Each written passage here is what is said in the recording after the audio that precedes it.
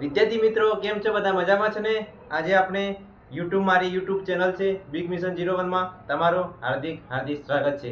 આજે આપણે બનાસકાંઠા જિલ્લાના તાલુકાઓ અને વિધાનસભાની કેટલી બેઠક આવેલી છે અને નગરપાલિકા વિશે માહિતી મેળવીશું. જ્યારે બનાસકાંઠા જિલ્લો એ 2 ઓક્ટોબર 2025 ના રોજ તે સમયના વિધાનસભાના અધ્યક્ષ શંકરભાઈ ચૌધરીના વરદ હસ્તે થયો છે. એમાં આપણે જોઈએ તો બનાસકાંઠા જિલ્લા અને વાવથરા જિલ્લા વિશે આજે આપણે માહિતી મેળવીશું. સૌપ્રથમ તો આપણે બનાસકાંઠા જિલ્લાના તાલુકા વિશે માહિતી મેળવીશું. જો બનાસકાંઠા જિલ્લાના તાલુકાને યાદ રાખવાની શોર્ટકટ રીત હોય તો વા અદાઓ પકડી દીધી છે.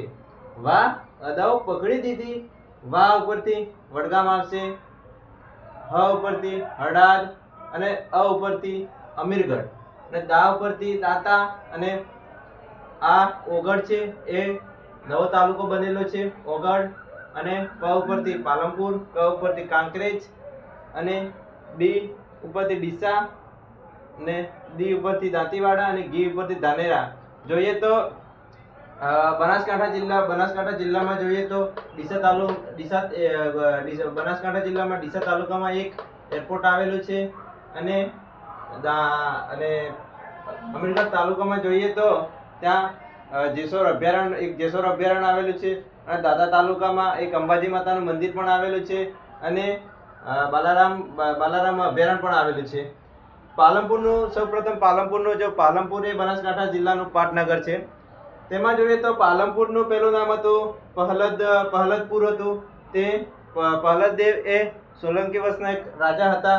તેના પરથી સમયાંતરે જે પહેલદપુર હતું ત્યાર પછી જઈને પાલનપુર, અત્યારે વર્તમાનનું નામ પાલનપુર છે. અને બનાસકાંઠા જિલ્લાના તાલુકામાં તેની નગરપાલિકા કેટલી છે જોઈએ તો 4 નગરપાલિકા છે, જેમાં સર્વપ્રથમ વડગામ છે અને પાલનપુર અને ડીસા અને ધાનેરા છે. અને ગુજરાતની વિધાનસભાની બેઠક 182, તેમાંથી તો 6 વિધાનસભા બેઠક એ બનાસકાંઠા જિલ્લાની છે. તેમાં જોઈએ તો વડગામ, દાંતા, પાલનપુર, કાંકરેજ, ડીસા અને ધાનેરા આ 6 વિધાનસભાની બેઠક એ બનાસકાંઠાની. વાવ-થરાદના જિલ્લાના તાલુકા કયા છે અને તે તાલુકાઓ શોર્ટકટ યાદ રાખવાની સ્ટ્રીક હોય તો ડિબેટમાં સુધારો લાવો. ડિબેટમાં કોઈ બી ડિબેટ ભરાય છે તેમાં કંઈક સુધારો લાવો, એનું શોર્ટકટ સૂત્ર જોઈએ તો ડી ઉપરથી દિયોદર, બી ઉપરથી ભાભર, ટી ઉપરથી થરાદ. માં એ સાયલેન્ટ છે એટલે કે આપણે સરળ રીતે શોર્ટકટ યાદ રહી શકે એ સાયલેન્ટ મોડમાં છે. અને સુ એટલે સુઈગામ ઉપર, ધા એટલે ધરણીધર, આ ધરણીધર છે નવો તાલુકો બનેલો છે.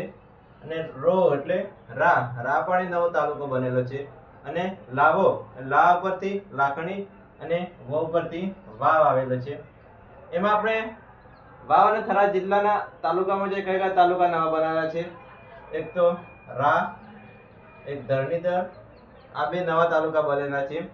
અને વાવ થરાદ જિલ્લામાં તેની નગરપાલિકા કઈ ગઈ છે, એક તો દિયોદર, થરાદ અને ભાભર. આ 3 વાવ થરાદની નગરપાલિકા છે.